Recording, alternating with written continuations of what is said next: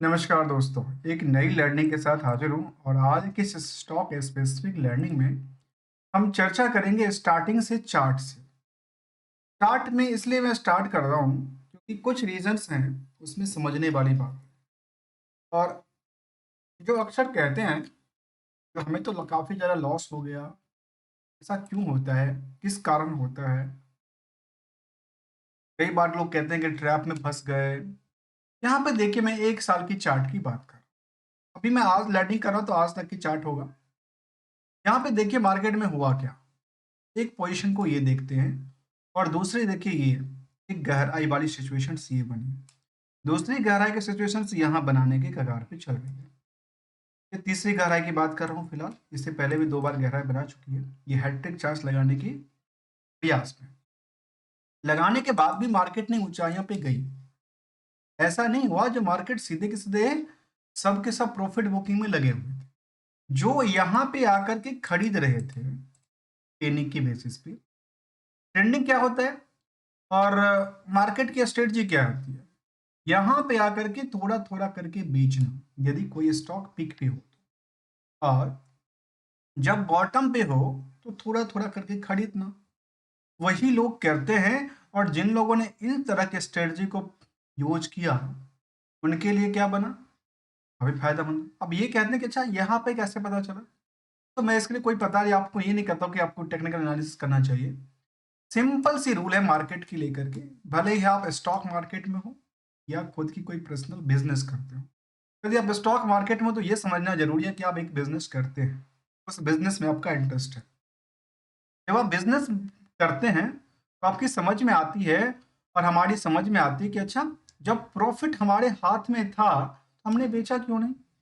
हमने इसलिए नहीं बेचा क्योंकि हम उस टाइम पे बिज़नेस नहीं कर रहे थे। उस टाइम पे हम देखने के पॉइंट ऑफ व्यू से थे कि अच्छा यहाँ पे जा रहा है। जब रिस्क था, तो रिस्क जब ज़्यादा हो गया, तो हार्ट अलाउ नहीं कर रहा था, पैसे का क्या? तो हमने कौड़ियों के भाव में बेच दिया। यही नहीं करना है, यही नहीं करना है। जो फिलहाल यहाँ पे देखा गया कि ओवरऑल 1 सालों में एक स्टॉक में मैं चर्चा करूँगा स्टॉक को लेकर, कोई कौन सी स्टॉक है। 19% की डाउन साइड है, लेकिन यदि आप हायर टू बॉटम को देखेंगे, तो केवल 19% नहीं है, ये करीब-करीब 50% के आसपास की आंकड़ा बर बैठाती है। और जो 50% रिस्क के साथ बनी थी, उनको मिला, इन्होंने प्रॉफिट बुकिंग किया। इसीलिए कहते हैं कि जो दिखती हुई प्रॉफिट है ना, अपने पोर्टफोलियो के अंदर उसको हमेशा थोड़ा-थोड़ा करके निकालना चाहिए। और जब मार्केट में धीरे-धीरे करके तो हेज एवरेज नहीं करना है। क्या नहीं करना है? एवरेज नहीं करना है, थोड़ा-थोड़ा कर खरीदते रहना है और दोनों की कैलकुलेशन कुछ अलग हिसाब-किताब से रखना चाहिए।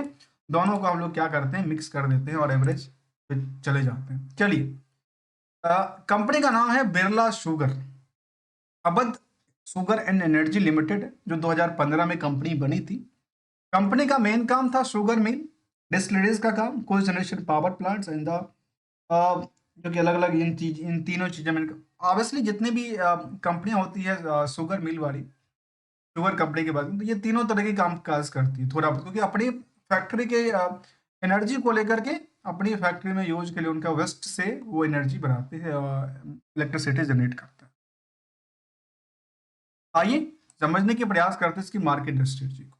इस कंपनी को लेकर के रिस्क कितना था और हम हमेशा रिस्क क्या करते हैं, रिस्क एनालिसिस की तरफ ध्यान देते हैं कि आखिर कंपनी का रिस्क फैक्टर क्या था और स्टॉक में रिस्क टू रिजल्ट बेस पे रिस्क टू रिटर्न कितना बना। तो यहाँ बुक वैल्यू कहता है 531, इंटरेंसिक वैल्यू है 510 और करंट मार्केट प्राइस भी 562। मतलब तीनों में हड़बड़ाने की कोई जरूरत ही नहीं है, नियर अबाउट सेम कहता है, जो कि 106% बढ़ा हुआ है।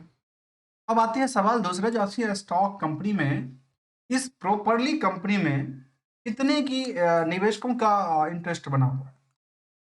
क्योंकि उन पहलू को देखेंगे तो निकल के आती है कि अच्छा, दोनों तो सेम है। क्या सेम है? जितनी बाकी चीनी दुकानों पे भीड़ है, उतना ही यहाँ भी चीनी की दुकानों पे भीड़ है। अब एक सवाल और है कि क्या चीनी भी बिक्री, शुगर बिक्री की बात करता हूँ, वो क्या दोनों का समांतर हुआ है? जहाँ अर्निंग पर शेयर की सवाल आती है तो वो कहती है कि 43 रुपए का, जो कि नियर अबाउट समांतर की बात करती है। डिविडेंड की ट्रैक रिकॉर्ड भी मेंटेन करती है। आरओई और आरओसी की बात करें तो 13 से 12% की आंकड़ा दिखाती है। प्रमोटर्स अपनी होल्डिंग लगातार बना के रखी है और इनमें एक लंबी डिमेरिट की बात करती है, एक बड़ी सी डिमेरिट की बात करती है। मार्केट कैप 1100 करोड़ के आसपास और प्रमोटर की 60% के होल्डिंग में 23% की होल्डिंग इसमें है। भाई कर्ज ले लिया है प्रमोटर ने, इस क्या करके, ये अपनी प्रमोटिंग होल्डिंग को क्या करके, मॉर्गेज करके, कर्ज ले लिया बंधक बना के। यदि हम डेट टू इक्विटी के बारे में देखें 0.68, करंट रेशियो का नंबर 0.94। इन सभी हाईलाइटेड नंबरों के पीछे यदि आप डिटेल में जाएंगे तो कुछ कंक्लूजन आएगा और एनालाइज होगा कि आखिर रिस्क कितनी परसेंट बनती थी और कंपनी कितनी परसेंट रिस्क के साथ काम करती है और इसके बेसिस पे रिटर्न क्या कहती है। पहली नजर हमारी जाती है इनकी फाइनेंशियल पोजीशन को लेकर। फाइनेंशियल पोजीशन में सितंबर तक का रिजल्ट इनका अपडेटेड हो चुका। क्या सितंबर के रिजल्ट भी इनका साथ नहीं दिया? तो बिल्कुल ही शायद ऐसा देखने को आती है। भले ही इन्होंने शुगर को बेच लिया मार्केट में, लेकिन ओवरऑल यदि पिछले पीरियड से देखेंगे तो यहाँ पे 20% कम बिका। ठीक है, और रेस्ट चीजों में देखा गया कि प्रॉफिट तक में करीब 100% तक की गिरावट दर्ज कर देती है। एनुअली डेटा सस्टेन करती है, उसमें कोई बड़ी हड़बड़ाहट नहीं थी। और ऐसा भी हो सकता है कि कुछ पीरियड में आकर के कई बार कुछ बड़ी चाल हो जाती है, कई बार नहीं भी होती है। अब एक तो नंबर की बात कर लेते हैं।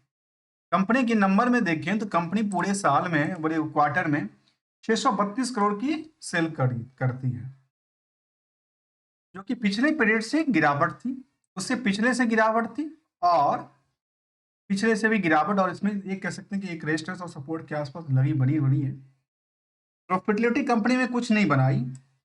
यदि उन्होंने 638 32 करोड़ का बिकवाली कर दिया तो प्रॉफिट कितने हाथ में आती है? केवल 83 लाख रुपया। परसेंटेज कितना नॉमिनल पता है? काफी ज्यादा नॉमिनल है। यहाँ ऑपरेटिंग 35 करोड़ तक बनाती है, लेकिन इनकी जो कर्ज है ना, कर्ज इनको दबा रही है, बार बार दबा रही है। भाई इसको दबा रही है, क्यों दबा रही है? कंपनी दूसरा ऑप्शन क्यों नहीं ढूंढती है? मैं उसको एक बताऊंगा आपको। जहां तक ईयरली डेट का डेटा का सवाल है तो कंपनी क्या करती है, करीब 2500 करोड़ के टर्नओवर की बात करती है, उसमें से केवल 87 करोड़ प्रॉफिट की बात करती है। और यहाँ पे ऑपरेटिंग प्रॉफिट 11% होने के बावजूद भी जो है, यहाँ पे वो रिक्वायर्ड जो वो चीज थी वो जगह नहीं बना पाती। इसको लेकर के, इनकी कर्ज को लेकर के, कर्ज तो पार्ट इतना लगातार रहा है, कितना इतना पहले भी रहा था जो कि अभी की बात कर रही है, क्योंकि कर्ज इतना पहले भी था। ऐसा नहीं कि कर्ज अभी जाकर के ज्यादा आ गया। कर्ज उतना भी था, डिप्रिसिएशन भी उतना ही, लेकिन क्या था, ऑपरेटिंग प्रॉफिट मार्जिन भी उतना ही था। तो प्रॉफिटेबिलिटी में क्या होती है, कई बार और नीचे देखने को मिल रही है from the part of the other source, और sorry from the depreciation part और द इंटरेस्ट की बर्डन की वजह से।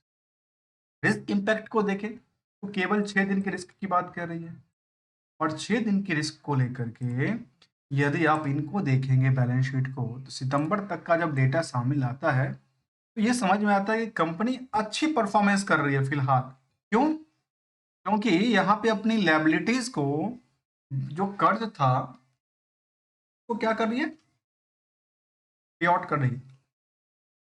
पे आउट कहाँ से कर रही है? पे आउट कर रही है यहाँ से, अदर एसेट्स से, जो इनके लिए कहती है गुड बात है, अच्छी बात है। लेकिन तब भी मार्केट क्या कर रही है? मार्केट इसके विपरीत चलती है। चलिए उनको भी जरा हम समझेंगे, विपरीत पेज होने के पीछे कारण वजह क्या हो सकती है। यहाँ तक क्या कहती है, सस्टेन करती है। यदि हम लास्ट कुछ सालों की डेटा को ही एनालाइज कर लें, परफॉर्मेंस को देख लें, तो सेल्स में बढ़ोतरी नहीं थी, प्रॉफिट में गिरावट थी, स्टॉक प्राइस में गिरावट हो गई, रिटर्न ऑन इक्विटी को दे रही सपोर्ट।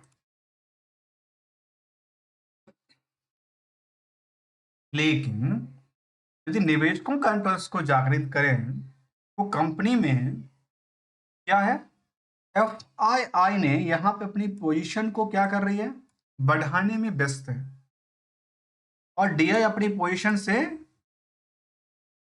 हिलने से व्यस्त है, और ना हिलने की कसम खा रखी है।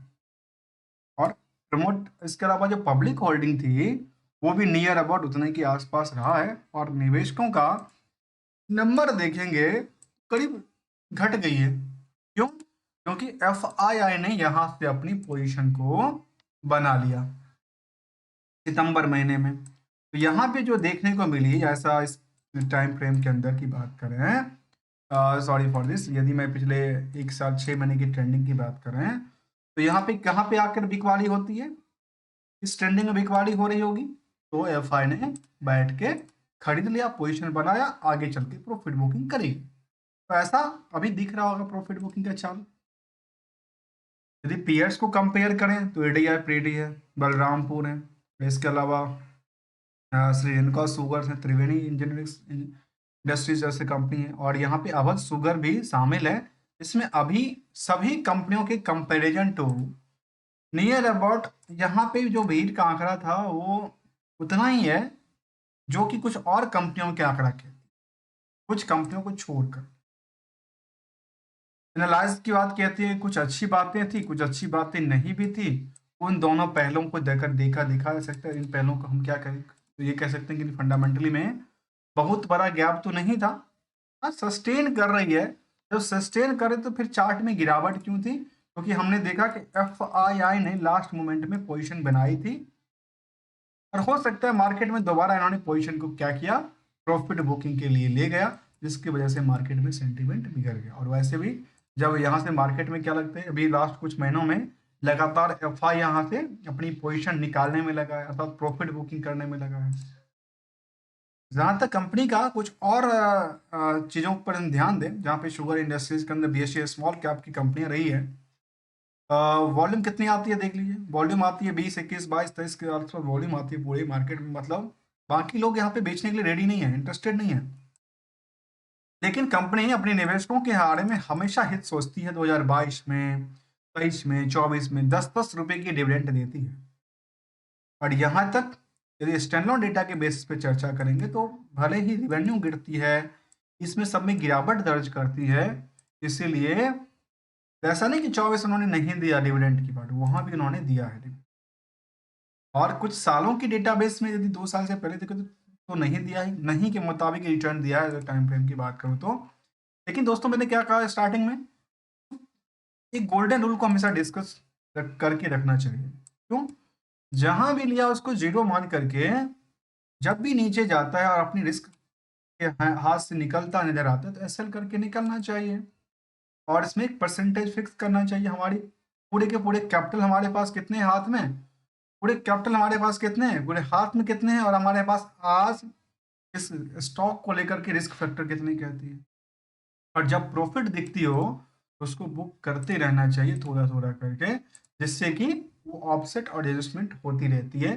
मिलेंगे कुछ नई कंपनी के साथ, न्यू स्टडी के साथ, तब तक के लिए थैंक यू। बट हमारी साइड से कोई भी ट्रेडिंग और एडवाइजरी की बात आपको नहीं है, जो आप स्टॉक को खरीदो, बेचो या होल्ड करो। This is your money, your decisions, but only as learning point of view से हम एक एक पॉइंट को समझने की कोशिश करते हैं, और जो कोशिश करते हैं आपके सामने रखते हैं।